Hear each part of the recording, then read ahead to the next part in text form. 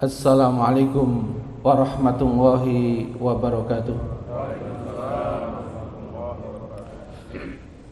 Bismillah walhamdulillah wassalatu wassalamu ala rasulillah Sayyidina Muhammad ibni Abdillah wa ala alihi wa sahbihi wa mawalah wa la hawla wa la quwata illa billah.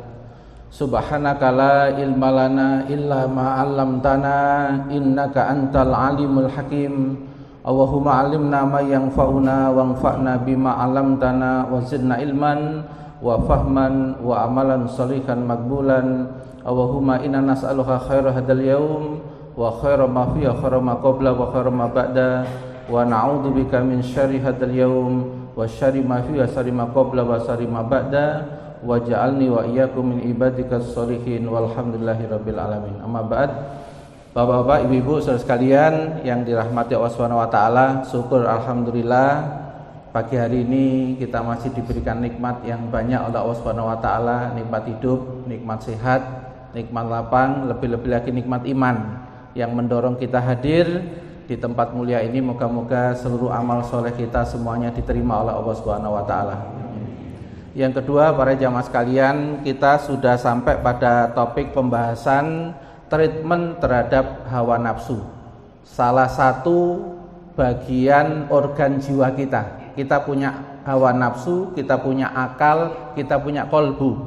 Nah, kita masih membahas salah satu saja, yaitu hawa nafsu. Dan treatment yang pertama di pertemuan bulan yang lalu kita sudah membahas treatment yang pertama, yaitu menahan hawa nafsu. Disebutkan di dalam Al-Qur'an, wa amma man khafa maqama rabbih wa nahan nafsa 'anil hawa fa innal jannata hiyal ma'wa. Adapun orang yang takut pada kedudukan Tuhannya, lalu dia mampu menahan hawa nafsunya supaya tidak keluar yang buruk, tidak keluar yang jelek, tidak keluar yang nanti menimbulkan kerusakan. Dia mampu menahan ucapannya, menahan pandangannya, menahan pendengarannya, menahan tingkah lakunya, bahasa tubuhnya, mimik wajahnya, perilakunya dia tahan semua. Kenapa? Karena takut kepada kedudukan Allah Subhanahu wa taala, yang kapan-kapan bisa menghukum kita di dunia dengan berbagai musibah, atau nanti kalau kita nggak bertobat, kita akan dikasih siksa di dalam api neraka. Takutnya seseorang itu akhirnya dia mampu menahan. Dan kita juga sudah bahas, ternyata orang itu mampu menahan itu ternyata syaratnya adalah punya ilmu terhadap apa yang ditahan.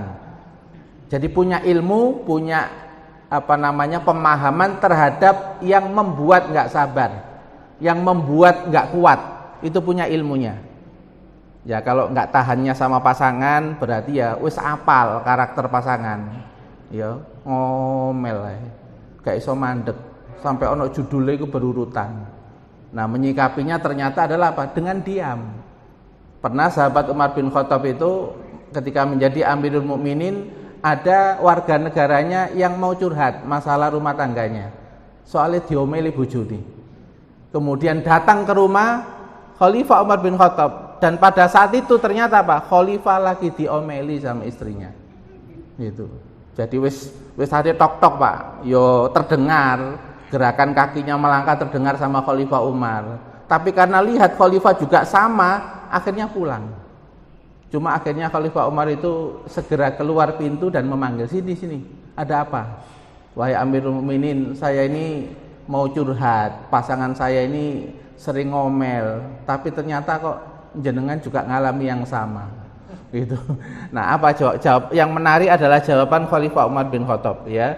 Beliau mengatakan begini, kalau ada perempuan tuh seperti itu kepada kamu, diem aja, nggak usah komen, diem aja, dengerin, ya, sampai berhenti, sampai puas. Apa yang disampaikan beliau? Karena pasanganmu itu yang mengurus anakmu, yang memasak untuk anak-anakmu, yang mencuci dari seluruh pakaian dari anak-anakmu, termasuk pakaian dari kamu. Maka diemlah. Jadi solusinya cuma diem, suruh diem. Kenapa? Ya, kalau kata orang-orang Jawa, biasanya wong wedok kok sampai ngomel, iku berarti kepegelen nang omah. Wis pegel duwite kurang misal. Nggih Bu nggih?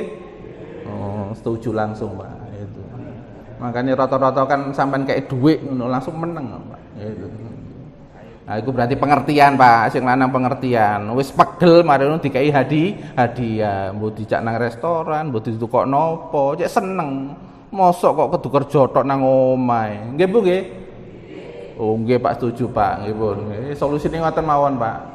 Nggih, jadi tidak perlu banyak merespon ya. Tetapi harus langsung action kalau sudah berhadapan sama perempuan ya. Khususnya hadiah, Pak, khususnya, nggih. Itu kisah dari sahabat Umar bin Khattab dengan jurus apa? Menahan. Ya, ternyata dengan menahan hawa nafsu itu ternyata apa? Dikasih hadiah sama Allah Subhanahu wa taala. Rumah tangganya juga rumah tangga yang sakinah mawaddah warahmah. Nah, yang kedua sekarang, teknik yang kedua untuk hawa nafsu ini adalah teknik mengalihkan fokus perhatian. Jadi kalau yang pertama tadi gue sing kuat ngadepi, Pak.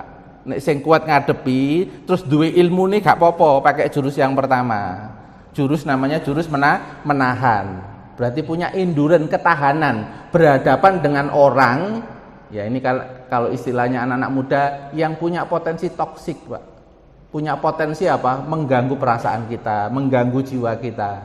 Nih orang tuh punya ilmunya, Pak, enggak apa-apa. Karena sudah punya frame. Karena sudah punya apa? Cara memandang. Oh, memang wong iki tukang komen. Ya, misalnya Pak ngapunten nggih, kalau ini ada kesamaan sejarah dan kenyataan ini bukan skenario saya, Pak. Pas podo ngono. Ya, misalnya ya, suami itu suka komen masakannya istri. Dimasakno kurang asin, masakno kurang pedes. Pokoknya komen ae.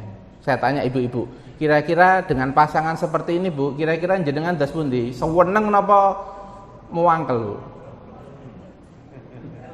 Niku supaya nyata, Pak, cek krungu kok. Biasanya wong mendem gak wani ngomong, mumpung nang masjid. Kira-kira Bu, mangkel napa pundi, Bu? Mangkel napa seneng? Oh, mangkel, Pak, nggih pun nggih. Niki testimoni bersama loh, Pak, nggih. Jadi enten ada orang itu yang enggak kuat dengan komen. Padahal bisa jadi yang komen itu ada manfaatnya, yaitu apa? Untuk menyempurnakan sesuatu. Cuma kalau nggak siap di komen, apalagi komennya berulang-ulang, itu nanti orang kalau jiwanya nggak kuat, terasa sakit, nggak enak, gitu. Nah, di sini butuh yang namanya ilmu. Ilmu untuk apa? Memframe. Oh alah, bojoku ket mbiyen gurung berubah. Komen ae. Berarti harus membuat strategi. Kira-kira supaya nanti ndak komen terus, kira-kira butuh nggak, Pak, ngomong enak-enakan, Pak? Butuh nggak, Pak, disampaikan dengan enak-enakan? Butuh. Sebenarnya yang laki-laki bukan berarti ndak mau untuk dikritik, asal cara menyampaikannya juga bagus.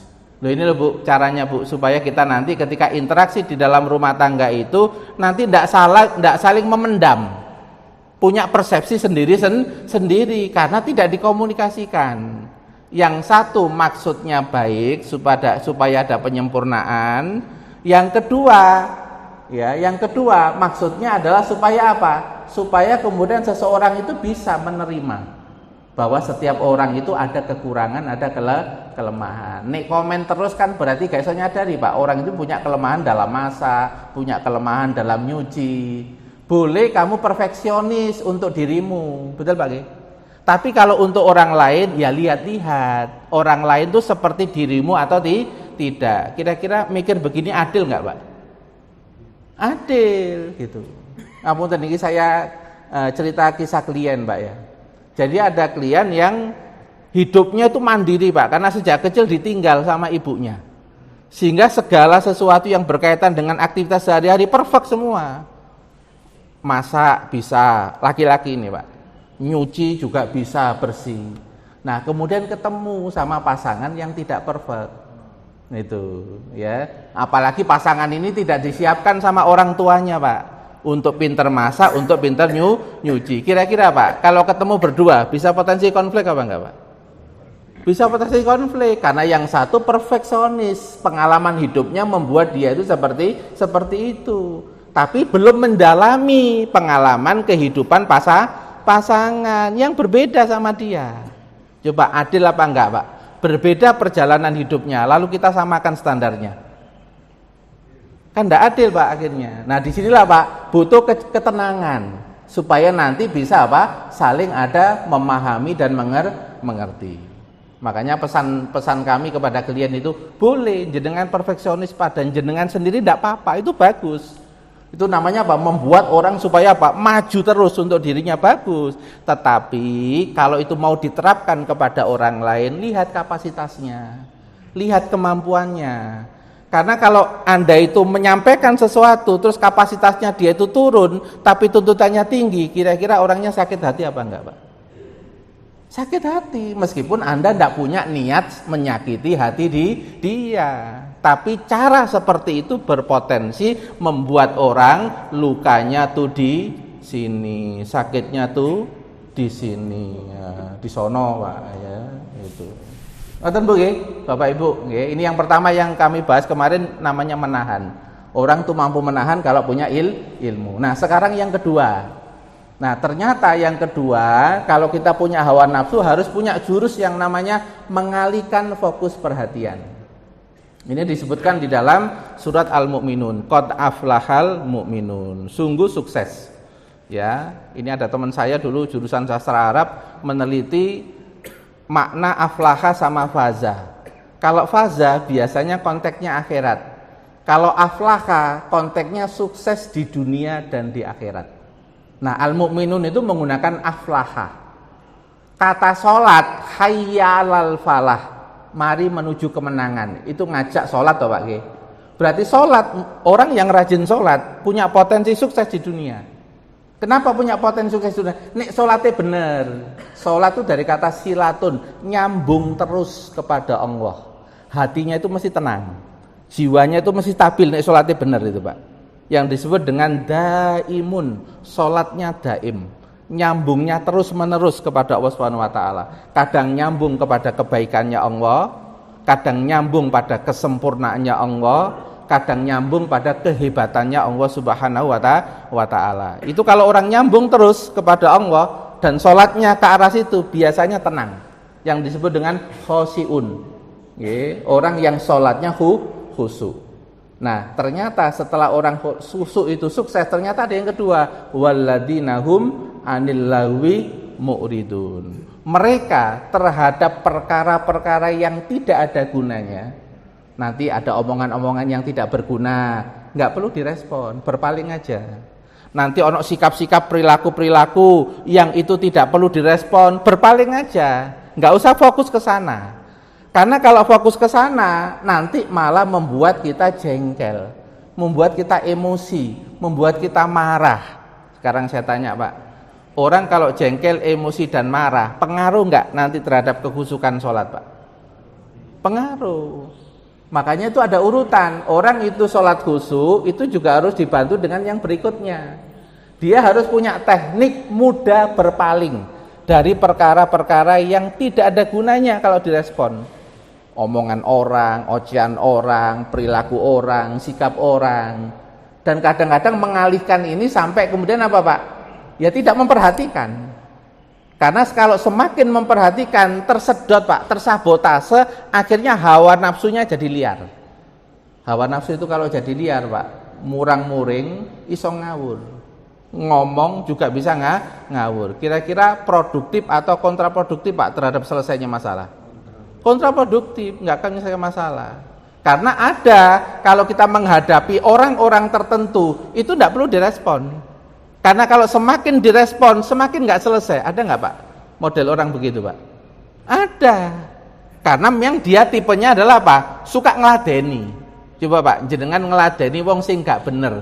Kira-kira ngentekno waktu napa malah dapat amal soleh Pak? Hah? Oh alhamdulillah, wis paham berarti materi ini. Nah makanya kemudian di sini dikatakan para jamaah sekalian, wa idza marru bil lagwi marru kirama. Nanti kalau melewati orang-orang yang suka melakukan tindakan ucapan yang nggak kena, ngelokno, ngocehi, itu kita marru kirama. Kita lewat aja, tapi dengan orang yang penuh harga diri. Yang nggak merespon dia, nggak mengejek dia, tapi jalan aja, cari jalan selamat. Ya, nanti saya kasih contoh-contohnya Pak di dalam peristiwa zaman Rasulullah dan juga di dalam Al-Qur'an, teknik mengalihkan perhatian. Nah, ini yang pertama sekarang, ya, bentuk-bentuk pengalihan fokus perhatian. Yang pertama, berpaling dari ahli celah. Ada enggak Pak orang yang kerjaannya memang mencela orang, mencela kelompok, mencela organisasi, mencela negara, ada enggak? Kalau di dunia medsos ada buzzer. Ya, kadang-kadang malah dibayar, tugasnya itu. Ya, membuat model-model seperti itu. Kadang ono ustadz itu digabung karo video ustadz itu, jreng, diambil sisi-sisi yang negatifnya. Pernah enggak Pak lihat video begitu? Itu kalau enggak punya ilmu Pak, iso Pak, sedina itu mencureng. Goro-goro video situ itu Pak. Bisa enggak terjadi Pak? Bisa. Karena kita nggak paham, itu lahwun, itu perkara yang tidak perlu dilihat, itu perkara yang tidak perlu direspon. Sekarang saya tanya, waktu dulu pandemi, ada nggak Pak, gak panitia COVID, tapi hari-harinya itu ngelihat data COVID, ada nggak Pak? Kira-kira Pak, nek atine gak siap, tambah wedi napa tambah berani Pak? Soalnya dia itu pakai teori begini, kalau kamu takut, masuki rasa ketakutan itu. Malah dia keweden. Berarti kan nggak cocok Pak teori ini Pak. Itu. Dia itu nggak punya frame ilmu tentang COVID. Lalu dia itu melihat data-data COVID yang terus naik. Apa mana oleh WA, koncone mati misalnya. Nggih Pak nggih. Padahal wingi bareng sak minggu wingi. Kira-kira Pak, kalau terus kena informasi-informasi begitu, kira-kira psikisnya tambah baik apa tambah buruk Pak? Tambah buruk. Wong ada wartawan loh Pak, adem panas Pak. Gara-gara kebetulan dia bagian mencari data itu. Terus dia telepon temennya, aku kena COVID Pak, jare koncone. Gak, awakmu iku stres. Adem panasku stres gak COVID gitu. Ya betul stres wong diguyoni koncone dikirimi jajan, waras kok wong ya. Mari ngono. Lah ini kan berarti kan karena apa Pak? Ora tugasmu, ora fakmu, gak usah memperhatikan yang kamu gak ada faedahnya, gak ada gunanya. Kamu lebih baik fokus pada perkara-perkara yang produktif, ngurusi anakmu, ngurusi pekerjaanmu, kan begitu Pak.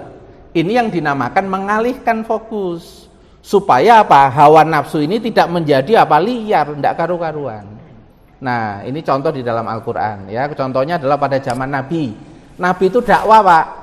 Tapi dikelilingi oleh orang-orang musyrik yang mencela Nabi. Nabi dituduh apa lagi Pak? Berdusta, tukang sihir, dukun, nggih Pak nggih.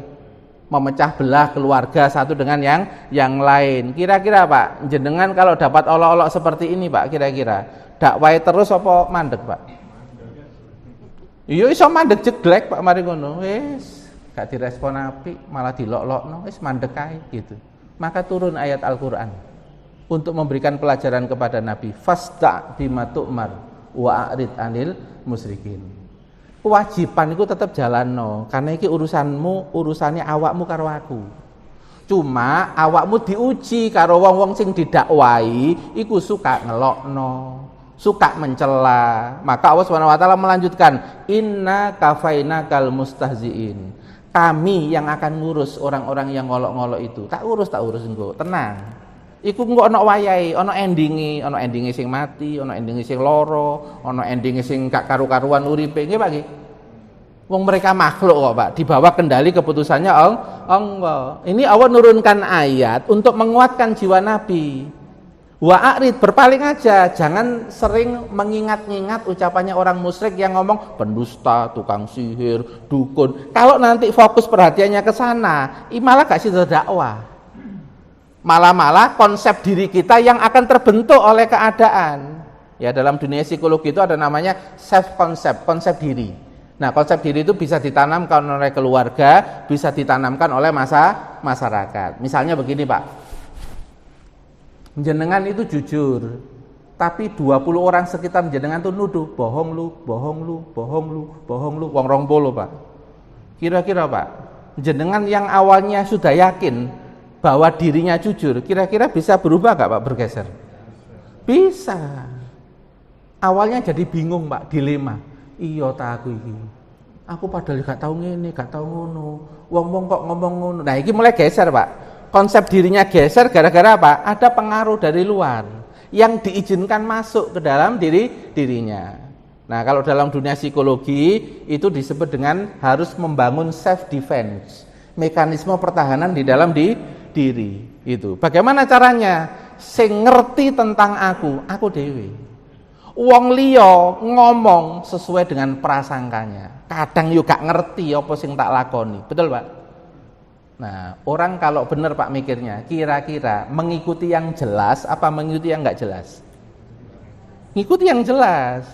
Berarti saya ini udah jelas, saya enggak pernah bohong, enggak pernah membuat acara-acara bohong dan sebagainya. Mereka ngomong, ya pakai kaidah.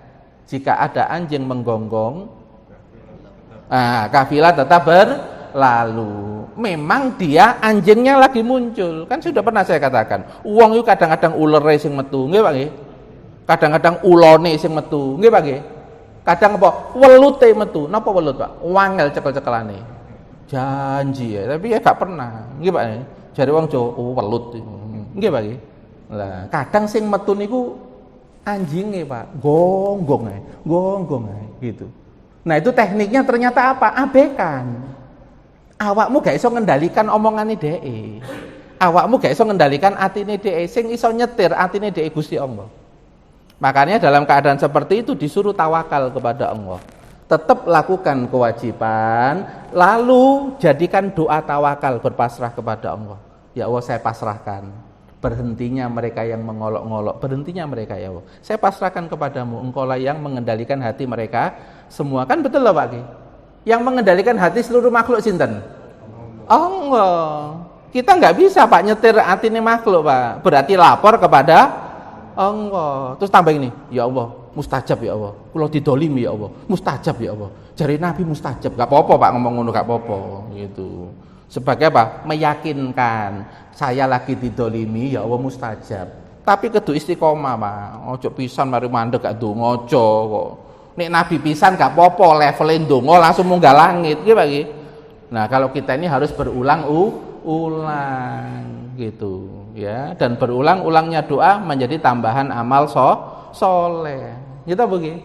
Jadi diperlamanya doa kita enggak diijabah itu sebenarnya kita mau ditambah amal soleh. Kalau sekali doa langsung mustajab, wis gak ndonga meneh ta, Pak? Gitu, Pak. Kalau kemudian lama berarti kita dikasih pahala di dalam doa yang lama. Dikasih pilihan itu sama Allah Subhanahu wa taala. Kalau orang mikir begini, Pak, enggak pernah berhenti berdoa, Pak. Itu. Nah, nanti berdoa, dia ndak mikiri doa ini terkabul kapan, dia nggak pernah mikir. Soalnya apa? Wis ono panitiane. Wis ono bagian panitiane, Pak. Iki donga iki kapan 2 minggu, dina iki setahun. Gitu Pak nggih. Sami Pak, jenengan ndongakno anak misalnya, kok gurung nikah-nikah ndonga ae. Pas mustajab ndonga ae. Engko ono wayahe dhewe. Nek sampean kok kemudian wis sampai lali ini anake gurung nikah, iku biasa wayahe ijabah biasa. Tapi nek kok sik rada kepikiran, nah iku berarti pasrahe gurung penuh. Itu Pak, iku harus sampai lepas betul. Kalau lepas betul Pak, doa ini biasanya langsung Pak munggah nang langit. Itu namanya berarti sudah dapat barokahnya doa. Donga sampai lali, ijabah apa gak wis gak peduli dia. Karena Allah itu mengijabah doa pakai 3 kemungkinan, betul Pak? Yang pertama ada doa yang diberikan sesuai dengan isi doanya, nggih. Yang kedua ada doa yang digunakan untuk mengalihkan dari musibah. Jane kecelakaan, gak sida kecelakaan, Pak. Soalnya jenengan ana donga sing gurung diijabah. Cet dienggokno, sampean gak sida kecelakaan. Jane lara kena Covid, gak sida kena Covid, soalnya ahli doa. Cet, aja ahli donga iku ana sile iku. Ya, ana tamenge iku, tameng doa iku. Wis minggir-minggir sing liyane ae, aja iku. Itu begitu, Pak. Kira-kira dengan pemahaman seperti ini orang berdoa itu pernah keluh kesah? Enggak pernah keluh kesah, seneng ae. Wis ana panitiane ndonga ngono ae gitu. Gitu, rutin terus Pak, ndonga. Karena salah satu cara tercepat untuk nyambung kepada Allah adalah berdoa. Ya, selain sholat Pak nggih, salah satu cara yang tercepat karena Pak doa bisa dilakukan di setiap saat. Setiap waktu. Nah, coba perhatikan para jamaah sekalian di dalam ayat ini ya, Allah berfirman walaqad na'lamu annaka yadiku sadruk, dan sungguh kami mengetahui wahai Muhammad kamu itu dadamu itu menjadi sempit bima yakulun terhadap apa yang mereka katakan. Nabi juga manusia, punya basaria, Pak. Punya sifat kemanusiaan. Ketika ada kata-kata yang enggak enak terus-menerus, itu potensinya ya bisa sempit. Sak kuat-kuate wong, termasuk ustadz. Ya, ustadz misalnya terus ono wong istri komen ae, salah ae. Ya, bisa enggak ustadz itu langsung bisa emosi, Pak? Bisa, soalnya dosisnya wis kakean. Gitu, nggih. Lah Nabi itu Allah itu paham, Nabi itu digerojok sama orang-orang kafir Quraisy yang ngolok-ngolok dan menjadi opini umum. Nabi juga jiwanya juga sempat sempit. Nah, tapi Allah ngasih solusi, fasabbih bihamdi rabbika wa kum minas sajidin. Awakmu nek diolok-olok, ojo fokus sama kalimat mereka, alihkan fokus nang aku. Supaya tak urus wong-wong kaya ngono iku. Ya, berarti ini kan pengalian, Pak, pengalian fokus. Oh, iki makhluk Allah sing ngomong sak karepe dhewe. Tapi aku duwe Gusti Allah yang bisa ngatur wong iki ngomongi kapan, ngomongi berhenti kapan. Sing ngatur siapa, Pak? Allah bisa mutusin, Pak. Cuma kan ini berarti kita harus minta. Karena orang yang mengolok-ngolok kita ini sebenarnya adalah sarana supaya kita beramal soleh. Kadang mendoakan dia supaya dia berubah jadi baik, gitu Pak. Atau mendoakan dia supaya dia itu berhenti dari keburukan. Tapi kita diburukin dulu. Allah pengen tahu nek diburukin orang, kira-kira keluar baiknya apa keluar buruknya, betul Pak? Saya tanya Bapak Ibu sekalian, kalau kita ini asli orang baik, Pak, kalau dibaikin orang keluar apa? Baik. Kalau diburukin orang keluar apa? Kalau masih keluar baik, itu namanya ori, Pak. Orang baik ori. Tapi kok nek diapi uang api, dielei uang kok metu eleke, iku sek kawe. Ya, orang baik masih KW, kualitas 1, kualitas 2, kualitas 3. Nah, orang yang mampu tetap keluar baiknya ketika diburukin orang, itu nanti kalau masuk surga dipersilahkan, Pak. Gak ngikuti peserta-peserta sing ngantri yang surga, gak ikut, Pak. Dia ikut jalur khusus, ya, dikasih jalur khusus sama Allah Subhanahu wa Ta'ala. Kenapa? Hisabai yasiro. Dia dihisab dengan sangat mudah. Gak dihitung detail-detail, gak. Kenapa? Karena punya amalan andalan. Apa amalan andalannya para jamaah sekalian? Wa yasilu man qata'aka. Nyambung orang yang memutus silaturahim kepada dia. Ya. Kemudian wa yu'ti man haramaka. Ngasih sama yang medit sama dia. Jadi ono Pak nang kantor iku, gak tau ngejak nang kantin, mesti njaluk bayar ya. Itu. Nah, wong kaya ngono iku kudu dilestarikan, Pak. Soalnya apa, Pak? Nek dheke gak mbales ngajak aku nang kantin, sing bales langsung Gusti Allah. Betul, Pak? Nek sing bales Gusti Allah titik napa tambah akeh? Akeh. Makanya kalau orang-orang yang soleh itu malah gelek sing wong medit-medit ngono iku. Sing gak bales-bales iku. Soalnya apa? Sing bales langsung Gusti Allah. Lupa, ini Pak, kalau orang tauhid itu, Pak, melihatnya itu ke depan. Gak popo. Ngelei tak apii. Nek sampai dia api berarti kau oleh jariah. Betul nggih, Pak? Ini kan yang diajarkan dalam agama. Kita bukan dipengaruhi keadaan, tapi kita menguasai keadaan. Nah, orang menguasai keadaan itu harus berpikir level yang lebih tinggi daripada orang pada umumnya. Dan itu yang dipelajari oleh ulama-ulama tasawuf. Ngapunten Pak, ada ulama tasawuf itu diundang, Pak, pengajian 3 kali berturut-turut, gak sido. Wonge ya padha. Tapi ya tetep teko terus, gak pernah pegel. Ya, berarti ya wis golek amplop, Pak. Wis golek amplop, wis ngeluarno apa? Transportasi. Terus gak sido sampai ping 3. Umpama sampean dadi ustaz, Pak, diundang ping 4, teko apa mboten? Burung karuan. Gitu, Pak. Iya. Karena hatinya bukan di amplop, karena hatinya adalah melaksanakan perintah Allah. Tugasku ngekei ilmu kepada masyarakat. Nek dhek gak ngekei sak karepe, iku tanggung jawab dhek. Gak menghormati tamu, tanggung jawab dhek. Pokoknya aku tugasnya menyampaikan ilmu. Ini yang dipegang oleh ulama ini, Pak. Kalau nggak salah ini di kitab Ihya Ulumuddin kisah ini para jamaah sekalian yang pernah saya baca. Ya, ulamanya bisa seperti itu, nggak terpengaruh, Pak, dengan situasi dan keadaan, karena tulus. Karena sudah tulus, sudah ikhlas. Kata Imam An-Nawawi dalam kitab Al-Majmu', orang ikhlas itu tasfiyatul akli an mulahadatil makhlukin. Membersihkan hati dan pikiran dari respon dan pengaruh makhluk. Makhluk itu ngece, makhluk itu tidak berterima kasih, urusanmu karo Gusti Allah. tapi aku tetap punya kewajiban kepada kamu. Pernah dengar Pak kisahnya sahabat Abu Bakar As-Siddiq yang punya ponaan tapi ikut-ikutan memfitnah Sayyidah Aisyah kan? Namanya Mistah. Ya, ini dinafkahi sama sahabat Abu Bakar, tapi kok malah menjadi apa? Jurkam untuk ngelek-ngelek putrinya sahabat Umar bin Khattab. Pada saat itu para jamaah sekalian, sahabat Umar itu sempat berhenti tidak ngasih nafkah. Tapi karena disayang sama Allah turun Pak ayat Al-Qur'an. Tidak layak orang-orang yang diberikan kelebihan oleh Allah Subhanahu wa taala menghentikan nafkahnya kepada orang-orang yang memang berhak mendapatkan. Apakah kamu mau mendapatkan ampunan dari aku? Ditawari sama Allah Subhanahu wa taala. Ini namanya apa, Pak? Dialihkan fokusnya sahabat Abu Bakar. Kon nek fokus karo loro atimu, awakmu berhenti melakukan kebaikan. Betul, Pak? Iki tak tawari oleh ampunan teko Gusti Allah. Sekarang saya tanya, Pak, ampunan itu perkara penting napa mboten?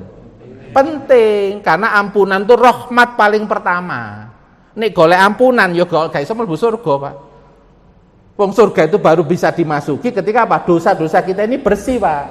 Sudah nggak ada dosanya, berarti dapat ampunan dari Allah. Nah, orang itu kalau sampai akhirat, kalau belum dapat ampunan dari Allah, masuk kemana dulu?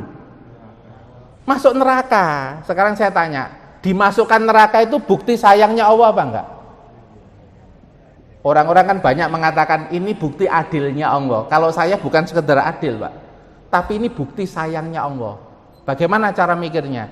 Awak mulak pengen segera mlebu surga toh. Umpama ditanya, iya pengen, tapi syarat mlebu surga itu keduwangi, awake keduwangi. Nah, awak wangi itu kedu lepas dari dosa. Betul, Pak? Nah, cara membersihkan dosa sehingga badannya wangi dengan cara diapakno? Digoreng. Itu. Nggih, Pak? Bau basin karena dosa supaya jadi harum, caranya diapakan? Digoreng nang neraka. Betul? Enten enggak? Basin digoreng jadi harum, ada enggak, Pak? Iwak asin, Pak.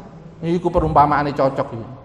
Iwak asin ambune basin apa mboten? Sing di pinggir-pinggir laut tuh, Pak, sing dipemi basin apa mboten, Pak? Basin, tapi nek digoreng harum napa mboten? Oh, enak jarene ngono. Iku contohnya, Pak, nek wong muslim gurung tobat kok mlebu neraka, ambune basin digoreng harum balu mlebu surga. Niki penjelasan kiai kula, Pak, Lamongan. Niki riwayat ada sanadnya maksudnya, nggih. Untuk memudahkan pembahasan. Karena neraka itu juga bentuk rahmat Allah. Bahkan neraka itu diinformasikan di dalam Al-Qur'an bentuk sayangnya Allah. Untuk apa? Ngeden-ngedeni. Karena hawa nafsu itu bisa ditakut-takuti. Karena bahasa hawa nafsu itu pakai mudorot dan manfaat.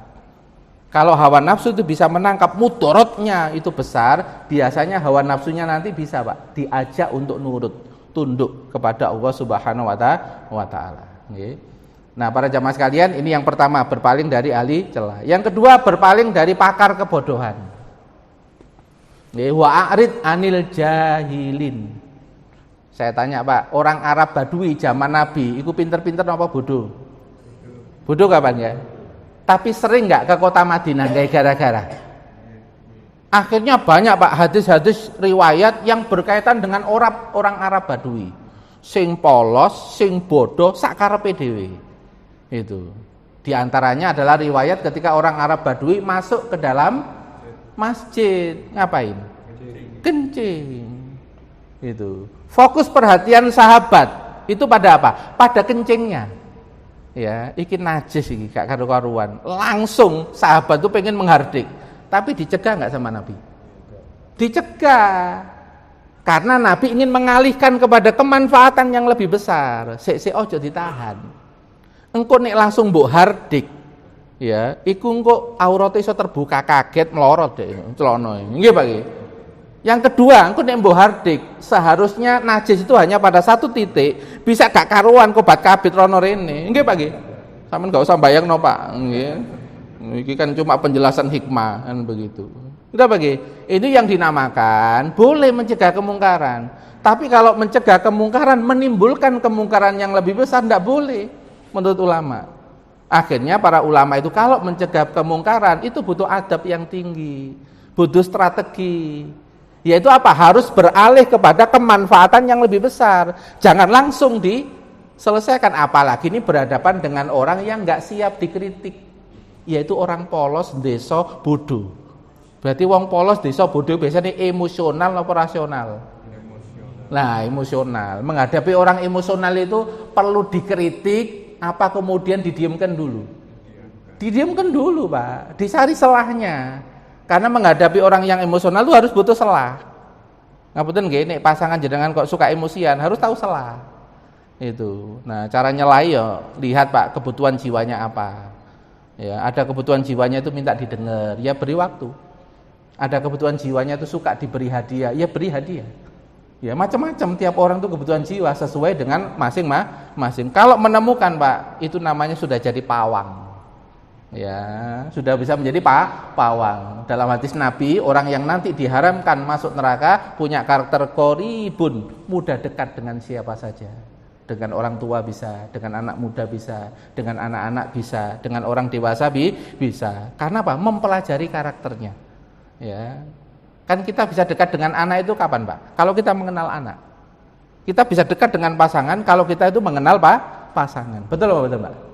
Gitu. Nah, ini Pak, ini jurus yang kedua di dalam Al-Qur'an, tadi berpaling dari orang yang suka mengolok-ngolok, yang kedua berpaling dari orang yang bodoh. Jadi dengan orang yang bodoh itu kadang-kadang kita malah menahan. Wa idza khotabahumul jahiluna qalu salama. Jika ada orang bodoh ngomong menyeru kamu dengan omongan-omongan yang tidak ada dasarnya, tidak ada faedahnya, qalu salama. Dalam tafsir dikatakan qalu salama adalah apa? Tinggalkan, jangan respon. Ya, tinggalkan dengan baik, baik, jangan direspon. Karena apa? Waktu nih entek, energimu entek merespon yang tidak ada gunanya. Itu namanya walladzinahum 'anil lahwi mu'ridun, berpaling dari perkara yang tidak ada gunanya. Ada 4, Pak, nggih. Ini baru ketiga, nggih. Sabar, Pak. Sabar nggih, menunggu sampai 4 aja kok, Pak, nggih. Ini sudah ketiga, nggih, ketiga, ya. Soalnya belajar jiwa itu rada ya apa ngono Pak, abot-abot ya apa ngono Pak nggih. Yang ketiga, berpaling dari kelemahan dan kekurangan orang lain. Nggih, ini hadisnya ya. Janganlah seorang mukmin membenci seorang mukminah jika si pria itu tidak menyukai suatu akhlak pada wanita, hendaklah dia melihat pada sisi yang lain. Sekarang saya tanya, Pak. Kita ini sebagai suami ataupun sebagai istri, kira-kira di dalam diri kita ini ada kekurangan enggak masing-masing? Ada nggak Pak kekurangan di dalam kita? Ada kekurangan. Nah, ini diajari kalau kamu nanti nginget kekurangan orang, kira-kira orang kalau suka nginget kekurangan orang, lalu menuntut pada kekurangan itu supaya segera berubah, kira-kira jiwanya sering tenang apa sering ruwet? Sering ruwet. Tapi koyok ngene iki sering dilakoni apa jarang? Oh, alhamdulillah, jujur wong apik Pak njenengan iki. Alhamdulillah, tiyang sae njenengan ya. Coba bayangkan, di banyak orang mau mengakui bahwa itu salah. Itu luar biasa para jamaah sekalian. Soalnya secara teori dalam hadis dikatakan, kalau kamu fokus di dalam kekurangan dia, akan ruwet terus. Contoh misalnya Pak, ini istri ini punya riwayat hidup Pak, waktu lahir ya, itu pernah kecepit lehernya itu Pak. Sehingga oksigen ke otak itu berkurang. Sehingga salah satu kekurangannya adalah palupi Pak. Pelupa. Termasuk gekno kopi bojo iku iso pelupa. Itu. Apa maneh nek urusane akeh. Nah, ini kalau tipe bojone iku tipe yang minta dilayani, termasuk buat kopi itu harus dibuatin. Kira-kira Pak, yang laki-laki itu senewen terus apa mboten? Senewen. Karena dia ndak bisa menerima riwayat bojomu lho kaya ngono. Nek sampai lali iku berarti awakmu dikongkon gawe kopi dhewe ngono ae. Itu utawa nang markop jadi Pak iku. Sing males markop karena dia mau sedekah Pak. Sedekah sama musim yang lain. Mboten napa-napa nek niate bener oleh pahala. Gitu Pak nggih. Ya. Lah itu loh Pak. Ini kalau kemudian kalau kita tuh memasang standar, padahal standar yang kita pasang itu kalau dilakukan orang lain tuh punya kekurangan, sering nggak bisa. Kira-kira sering nggak enak nggak dalam jiwa? Sering nggak enak ya. Yang salah berarti orangnya apa standarnya? Standarnya yang perlu dikoreksi Pak. Ini yang dinamakan apa? Berpaling dari kelemahan orang. Itu. Berpaling dari kekurangan orang. Karena Pak, ingat kelemahan dan kekurangan orang, lalu kita punya harapan terus, harapannya meluap-luap, kira-kira sering sedih apa enggak Pak? Sering sedih, bahkan sering kecewa. Ya. Nah, disinilah Pak kita diajari sama Nabi, kalau memang sik gurung iso diubah, ojo dieling-eling sik. Fokuslah pada strategi, kalau itu kekurangannya memang potensi bisa berubah. Fokuslah cari cara sama strategi supaya ini nanti bisa berubah. Dengan cara apa? Mengkondisikan, mensupport Pak, supaya kekurangan nanti bisa berubah. Betul Pak? Nah, dalam sabda Nabi dikatakan la tukallifuhum ma yaklibuhum. Jangan membebani mereka di luar kapasitas mereka. Berarti kalau ada hadis ini, berarti penting nggak Pak melihat kapasitas orang lain sebelum nuntut? Penting. Ada nggak kasus orang tua menuntut anaknya sekolah tertentu padahal anaknya nggak punya kapasitas? Bisa terjadi apa enggak Pak? Bisa. Anaknya kalau takut sama orang tua dilakukan Pak sekolahnya sampai lulus. Tapi ketika setelah lulus ijazahnya dikasihkan orang tuanya. Ada nggak kasus seperti ini Pak? Ada. Dan ini topiknya berkaitan dengan riwayat ini Pak. Karena tiap anak itu punya potensi, punya talenta yang beda-beda. Ada Pak, anak ya matematika gak iso, bahasa Indonesia ya gak iso. Ternyata Pak jago malah bahasa Korea. Coba bayangkan. Dia belajar bahasa Indonesia melalui bahasa Korea padahal wong Indonesia. Yo ABG arek iku Pak. Loh, kalau kita menemui fakta seperti ini terus gimana Pak? Ini kan kenyataan.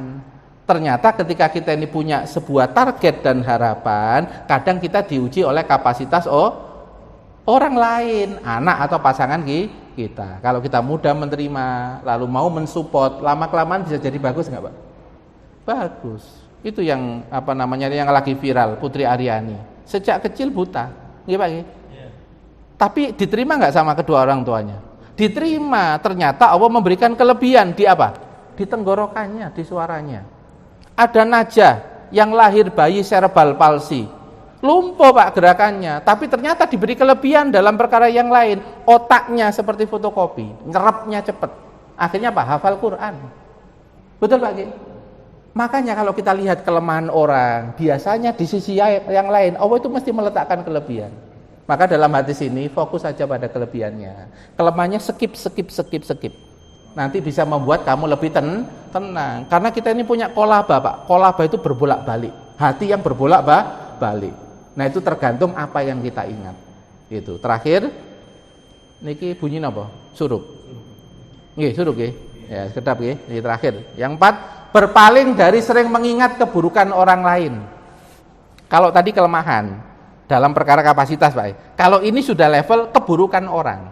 Sekarang saya tanya, ada nggak Pak, orang itu lahir dari pola asuh orang tua sama pergaulan, lalu menjadi pasangan kita, lalu pasangan itu masih menyimpan keburukan setelah menikah sama kita? Ada nggak? Banyak. Gitu Pak, banyak. Ya, ternyata nikah dengan kita dia esek malas sholat. Bisa terjadi nggak? Bisa. Nikah sama kita ternyata dia punya masalah temperamen, marah-marah. Betul Pak? Nah, ketika punya masalah seperti itu, maka diingatkan, kamu kalau ingat ya keburukannya pasanganmu, kalau kamu ingat keburukan daripada anakmu, nanti awakmu nggak tenang. Gitu. Kalau kamu nggak tenang, kira-kira nek ndonga khusuk napa mboten? Mboten. Nah, yang diijabah oleh Allah itu doanya yang khusuk apa doanya orang yang ruwet? Yang khusuk, innang wa hamas sobirin, yang emosinya terkendali, ada kedamaian tetap, walaupun tetap dititipi anak yang ada keburukan. Ini berarti aku dikasih jatah anak sing bibit tanamannya iku elek. Tapi Gusti Allah juga ngasih optimisme kok ke saya. Meskipun bibit elek, tapi nek diterima, dirawat, bisa nggak Pak kemudian hari menjadi lebih baik? Bisa, karena Allah memberikan optimisme. Itu. Bahkan optimisme Allah Subhanahu wa taala itu pakai apa, Pak? Pakai kalimat innal a'mala bil khawatim.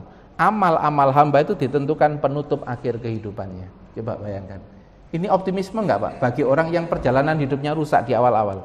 Optimisme. Ternyata aku masih punya harapan. Aku 30 tahun elek, tapi ternyata Gusti Allah umpama 5 tahun aku taubatan nasuha, aku dicatat apik karo Gusti Allah. Bisa terjadi apa enggak, Pak? Bisa. Karena 30 tahun yang taubatan nasuha ataib kaman la dambala. Orang yang bertobat itu tidak punya catatan dosa sama sekali. Arsipe wis gak ono. Nek jenengan salah nang Indonesia kan ono arsipe nang pengadilan. Nggih Pak nggih. Pengadilan sama arsipe, tapi nek salah karo Gusti Allah, taubatan nasuha, sak arsip-arsipe sak catetane ilang kabeh. Maka disebut dengan afuwun karim. Allah itu afuwun, bisa nutup Pak semuanya. Terus pundi Pak? Dengan keburukan orang, kira-kira kita ini harus sering ingat keburukan orang atau kebaikan orang? Masya Allah. Ya dengan kalau sering ingat kebaikan orang Pak, ketemu orang itu bisa senyum. Tapi nih eling-eling keburukan, teko nang majelis taklim iso gak sido. Lu musuhku teko wis moles. Bisa terjadi apa enggak, Pak? Bisa. Merengut dan macam-macam karena masih menyimpan di dalam dirinya keburukan. Maka disinilah Pak, kita disuruh berpaling dari sering mengingat memori-memori buruk. Karena itu membuat jiwa kita nanti ruwet dan itu nanti menghalangi produktivitas amal soleh. Maka ulama berpesan, ya, kalau kamu dengan kebaikan orang lain harus ingat, tapi kalau dengan kebaikan dirimu nggak usah diingat. Seperti melepas lalu lupa. Itu kan begitu pesannya. Kalau dengan keburukan orang lain harus sering dilepas, betul. Kalau dengan keburukan dirinya diingat-ingat supaya untuk diselesaikan, menjadi PR di masa depan supaya menjadi pribadi yang lebih baik. Moga-moga kita ditolong oleh Allah Subhanahu wa taala. Amin ya rabbal alamin. Ada pertanyaan, Pak? Oh nggih, monggo. Kapan hari Ustaz menyampaikan bahwa syaitan masuk itu melalui hawa nafsu manusia. Ya. Kalau yang sekarang ini masalah pola pikir manusia. Bagaimana orang itu bisa memahami orang lain, bagaimana orang bisa memahami karakter orang lain. Adakah korelasi antara nafsu yang setan bisa masuk dengan pola pikir manusia? Ya. Jadi begini para jemaah sekalian, kita ini punya sistem organ jiwa 3 ya. Pertama adalah hawa nafsu, kedua adalah akal, yang ketiga adalah kolbu. Nah, untuk menangani hawa nafsu itu kita bisa pakai 2 organ, Pak. Bisa pakai organ kolbu. Kalau pakai organ kolbu itu disambungkan kepada Allah kolbunya. Seperti Rasulullah misalnya mengalami nggak enak di kota Mekah, kan berkali-kali Pak ya, diolok-olok, kemudian diembargo, gitu Pak. Apa yang diberikan oleh Allah untuk terapi? Isra Mi'raj Pak, dikasih perjalanan. Itu berarti kolbunya Pak langsung ditarik, pusat kerajaan yang ditarik. Setelah Isra Mi'raj Rasul tenang, selesai, karena kolbunya langsung diselesaikan, karena kolbu itu raja. Ya, nah kolbu itu biasanya pakai apa? Pakai zikir, pakai sholat, pakai dekat orang-orang soleh. Karena kita dekat orang soleh itu ucapannya lembut, perilakunya bagus, energinya juga bagus. Kita juga jadi seger Pak dekat orang-orang soleh. Itu teknik kolbu. Nah, tapi ada juga teknik pakai akal. Kalau akal ini harus kita punya ilmu terhadap yang disabari, punya ilmu terhadap yang menjengkelkan ini. Maka dengan frame ilmu inilah maka yang menjengkelkan itu masih bisa kita kendalikan. Oh, wongi gendeng ternyata. Soalnya apa? Baru keluar dari rumah sakit jiwa. Berarti sing diagnosis keliru, gurung waras. Wongi. Kira-kira Pak, kalau ada ucapan yang gak enak dari wong gendeng, kira-kira perlu kita perhatikan? Enggak, nih kita perhatikan, kita melu gendeng misan. Nggih Pak nggih? Itu kan tekniknya dokter jiwa Pak, karo pasien-pasien. Pasien-pasien iso ngelokno bojone Pak di rumah sakit jiwa, bisa ngelokno anake barang. Betul Pak? Tapi apa dimasukkan ke hatinya dokter jiwa? Ya enggak Pak, kalau dimasukkan semua ya metu teko rumah sakit mulai nang omah ya ngeblak deh. Enggak Pak? Lah, itulah Pak namanya kan pakai namanya apa? Frame. Oh, sing tak hadapi iki wong gendeng. Sing kedua, oh sing tak hadapi iki ternyata adalah wong bodoh. Gak ngerti tata krama, soalnya wong desa, terus gak tahu majelis ilmu, makanya mikirnya cetek. Oh berarti aku nek ngadepi wong seperti ini membutuhkan sabar lebih tinggi dibanding dengan menghadapi orang lebih pinter. Ini kira-kira proporsional apa enggak Pak? Proporsional. Jadi begitu. Cara supaya hawa nafsu nggak liar itu pakai 2 organ, kadang kolbu, kadang akal. Akal ilmunya harus ditambah terhadap perkara yang sedang disabari. Ya, sedangkan kalau kolbu harus terus nyambung kepada Allah. Dengan kalau mendalami Asmaul Husna Pak dengan benar, lalu tahu implementasinya, biasanya lebih kuat menghadapi orang macam-macam. Termasuk menghadapi wong sing preman-preman gak karu-karuan. Kenapa Pak?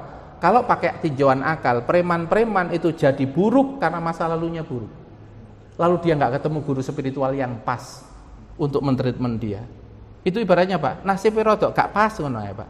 Tapi kalau perjalanan di akhir perjalanan dia ketemu situasi yang kondusif, dia bisa taubatan nasuha Pak. Itu. Dan bahkan dia terhapus semua yang lalu-lalu, gitu loh, Pak. Makanya ulama itu kan mengajari, Pak. Awakmu iku nek ketemu wong ana mateni, bisa jadi wong mateni mlebu penjara, tobat dia. Tobatan nasuha diterima. Lalu dia mati husnul khotimah. Awakmu meskipun gak mateni, bisa gak suul khotimah? Bisa loh. Akhirnya kan tidak terbiasa, Pak, nunjuk-nunjuk orang, nilai-nilai orang secara apa? Serampangan. Ini loh, Pak, yang nanti akan membuat jiwa kita akan lebih sehat, Pak, dalam menjalani hidup. Kalau proporsional, ada pakai kaidah akal sehat, ada pakai kaidah syariat. Kalau syariat berarti kolbu. Ya, kalau akal sehat berarti apa? Empirisme, keilmuan yang berkaitan dengan masalah. Dua-duanya dipakai, Pak. Insya Allah begitu, nggih. Semoga paham, moga-moga saya dikasih ilmu, jenengan semua dikasih ilmu manfaat, bisa mengamalkannya. Kita tutup dengan istighfar 3 kali. Astaghfirullahaladzim, astaghfirullahaladzim, astaghfirullahaladzim. Subhanaka wahumma bihamdik, asyhadu an la ilaha illa anta, astaghfiruka wa atubu ilaik. Assalamualaikum warahmatullahi wabarakatuh.